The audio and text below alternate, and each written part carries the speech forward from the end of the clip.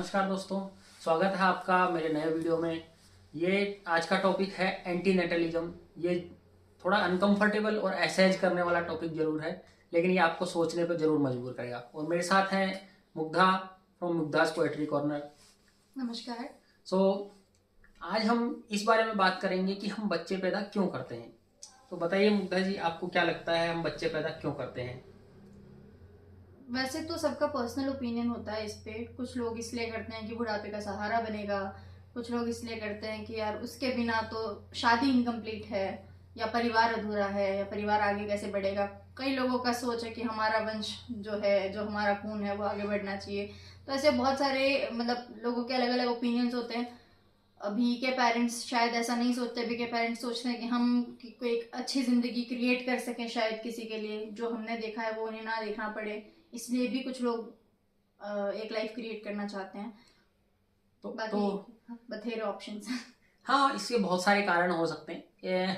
Mostly तो हम ये समझ सकते हैं कि देखिए, इवोल्यूशन ने हमारे अंदर में ऐसे गुण दिए हैं कि हम बच्चे पैदा करेंगे, अपना वंश आगे बढ़ाएंगे, जीन आगे बढ़ाएंगे, अदरवाइज स्पीशीज खत्म हो जाएंगी। जैसे देखेंगे तो जानवर इतना नहीं सोचते कि बच्चे बच्चे क्यों पैदा करना है, क्योंकि उनके लिए अंदर से एक इंस्टिंक्ट होती है कि अपने जीन को आगे बढ़ाना है। वो किसी की स्पेसिफिक चीज पे निर्भर नहीं करता। बाकी हम इंसानों में भी मोस्टली इतने सदियों से और अभी भी ऐसा होता है कि कुछ लोग नहीं सोचते हैं कि बच्चे क्यों पैदा करने। उनके लिए फिक्स है कि बचपन में पढ़ाई करनी है, कॉलेज जाना है, उसके बाद नौकरी स्टार्ट करनी है, उसके बाद शादी, फिर बच्चे। ये एकदम बहुत फिक्स सेटअप है। लेकिन हम इन सब चीजों के बारे में जब सोचते हैं तो हम इसी दृष्टिकोण से सोचते हैं कि हम क्या करेंगे, हमारा फ्यूचर कैसे होगा, हमारा वंश, हमारा बुढ़ापे का सहारा। लेकिन हम कभी उस बच्चे, जन्म लेने वाले बच्चे के दृष्टिकोण से नहीं सोचते। और कभी कभी सोचते, मैं ये नहीं कहता हमेशा नहीं सोचते, लेकिन कभी कभी सोचते, बहुत कम बार सोचते। तो क्या आपने कभी सोचा है कि उस बच्चे के दृष्टिकोण से बच्चे को पैदा करना कैसा होगा? हम हमेशा जीवन का एक गिफ्ट मानते हैं, लेकिन क्या ये गिफ्ट बिना किसी से पूछे उसको दे देना सही है, या अच्छा है या नहीं है? तो आज हम इस बारे में बात करेंगे। और यही पूरी फिलोसॉफी एंटीनेटलिस्ट फिलोसॉफी है। और प्रोनेटलिस्ट और एंटीनेटलिस्ट क्या होता है? जन्म लेने के पक्ष में जो बायस होता है वो प्रोनेटल बोलते हैं, और जो उसके अगेंस्ट में जो बात करता है वो एंटीनेटलिस्ट फिलोसॉफी होती है। और ये एक बहुत फेमस बुक है, डेविड बेनेटार करके एक फिलोसोफर है, उनकी टू नेवर हैव बीन करके एक बुक का नाम है। और ये पूरा वीडियो उसी के ऊपर बेस्ड है। तो आज हम एक थॉट एक्सपेरिमेंट से समझेंगे। मैं चाहता हूं कि आप लोग भी इसके बारे में सोचें, और मुग्धा जी आप भी सोचें और मुझे बताएं। क्या आप ये सोचते हैं कि मान लीजिए आपको ये बताया जाए कि एक देवता है, उसने आपको बोला कि आप ये बटन दबाओगे तो एक बच्चा पैदा होगा, और उसको दुनिया के सारे दुख मिलेंगे, जितने दुख हो सकते हैं वो सारे दुख मिलेंगे, पर आप चूज कर सकते हो, आप सोच सकते हो कि भाई मैं इसको पैदा करूं कि नहीं पैदा करूं। तो आप क्या चूज करेंगे? ऑफ कोर्स मैं चूज करूंगी कि मैं बच्चा ना ही पैदा करूं। ऐसा बच्चा पैदा क्यों करूं जिसको दुख झेलना पड़े। अच्छा, आपने ऐसा क्यों सोचा? क्योंकि आप ये चाहते हो कि उसके दुख कम हो जाए, उसको दुख ना मिले। चलिए, तो फिर मैं दूसरा एग्जांपल आपसे पूछता हूं, और दर्शकों आपसे भी मैं कहना चाहूंगा, आप सोचिए इस बात को कि एक बच्चा है, उसको आपको पैदा करने के लिए कहा जाए। मान लीजिए देवता ने यही बात कही कि एक बच्चा है, आप उसको पैदा कर सकते हो, उसको दुनिया के सारे सुख मिलेंगे।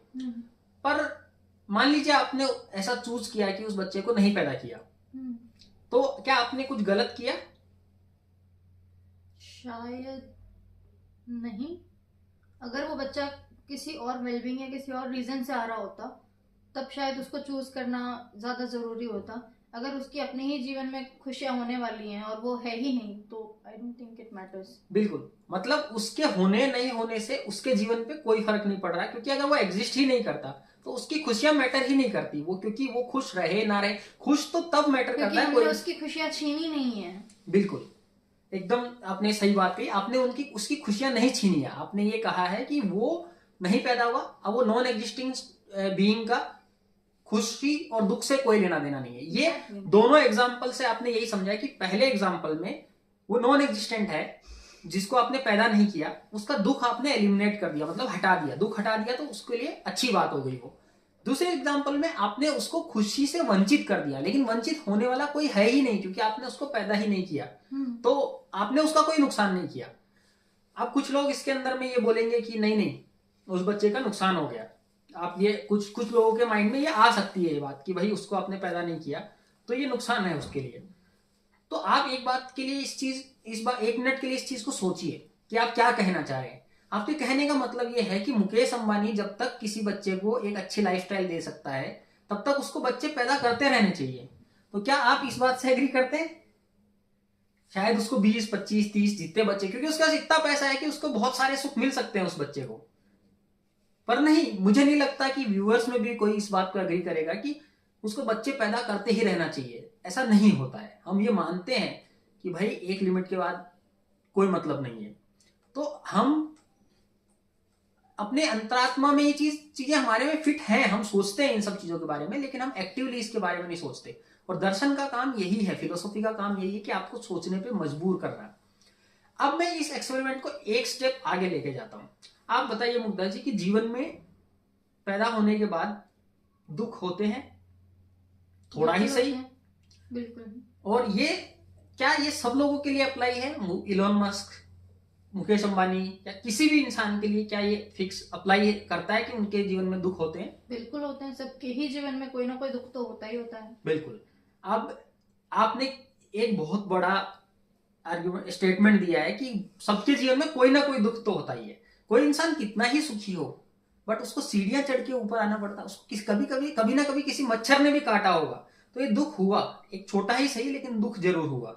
तो अगर हम इस लॉजिक को अब इस बात पे अप्लाई करें कि अगर सारे इंसान जो इस दुनिया में पैदा हुए हैं अगर उनको कोई ना कोई दुख है तो उनका पैदा नहीं होना बेटर होता, क्योंकि अगर वो पैदा नहीं होते तो उनका कोई पापा की भाषा में कहें तो इस मृत्यु लोक में सारे दुख भोगने ही आए हैं। बिल्कुल, ये पापा की भाषा नहीं, ये हमारे पुराणों के फिलोसॉफी देखेंगे, आप हिंदू फिलोसॉफी देखें, आप बुद्ध फिलोसॉफी देखें, सब लोग बार बार इस दुख के बारे में बात करते आए हैं कि दुख सुख के चक्र से कैसे बाहर निकला जाए। तो बार बार वहां पे एक कॉमन थीम आपको दिखती है कि इस दुख के चक्र से कहां बाहर निकला जाए। सुख को कोई प्रॉब्लम नहीं है, सब मना नहीं करते कि सुख के साथ क्या प्रॉब्लम है, सब यही बोलना चाहते हैं बार बार कि इस दुख के चक्र से कैसे, अगर वो दुख सुख का चक्र भी बोलते हैं तो उसमें दुख का इंपॉर्टेंस ज्यादा है कि दुख से बाहर कैसे आए।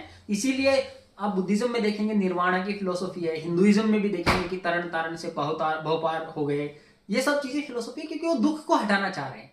तो अगर आप इन जनरल इस बारे में सोचें तो आपका छोटा से छोटा दुख भी आपको मिले हुए सारे सुखों के विपरीत जाता है अगर किसी बच्चे को पैदा करने की बात हो तो। अब यहाँ पे एक आर्गुमेंट में डिस्टिंक्शन समझिए आप कि मैं बच्चे पैदा करने के लिए, अब क्योंकि कुछ लोग इसमें ये बोलेंगे तो फिर तो सबको मर जाना चाहिए, जो जीवित इंसान है उन सबको मर जाना चाहिए। मैं ये नहीं कह रहा हूं। एक बार कोई इंसान जीवन प्राप्त कर गया उसके बाद उसकी चॉइस हो जाती है कि वो पैदा हो चुका है, अब उसको जीना है कि नहीं जीना वो उसकी चॉइस हो जाती है।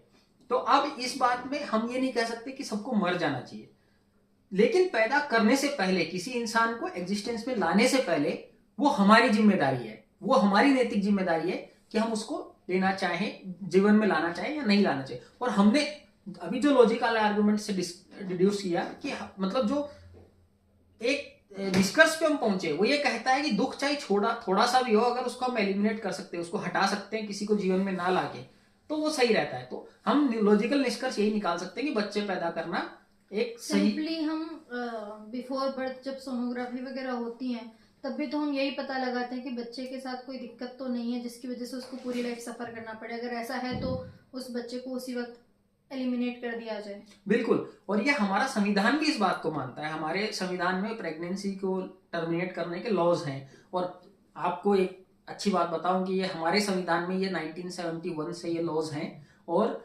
ये लॉज के लिए, ये सब कानून के लिए अमेरिका में आज भी लड़ाई चल रही है। इसका मतलब हम लोग संवैधानिक रूप से कितना उनसे आगे हैं, इतनी लिबरल कंट्री से भी हम इतना आगे हैं। और ये इस बात को आप प्रूव कर रहा है कि हम मानते हैं इस बात को कि किसी डिफेक्टिव बच्चे को पैदा होना सही नहीं है। तो आप कुल मिला के निष्कर्ष पे यही पहुंचते हैं कि किसी बच्चे, और डेविड बेनेटार इसमें आगे और डिस्कस करते हैं कि वो स्लोली कैसे हम लोगों को इनफर्टाइल कर देना चाहिए, मतलब प्रजनन की क्षमता खत्म करके धीरे धीरे, और वो ये मानते हैं इस तरीके से पूरी सृष्टि खत्म हो जाएगी। पर यही काम है फिलोसॉफी का। फिलोसॉफी हमेशा एकदम एक्सट्रीम पे ले जाके आपको सोचने पे मजबूर करती है। तो उम्मीद करता हूँ आपको यह कंसेप्ट समझ में आया होगा, आपको अच्छा लगा होगा, सोचने पे मजबूर किया होगा।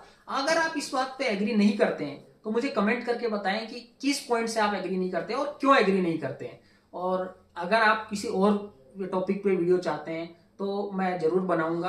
अभी के लिए नमस्कार। मैं चाहता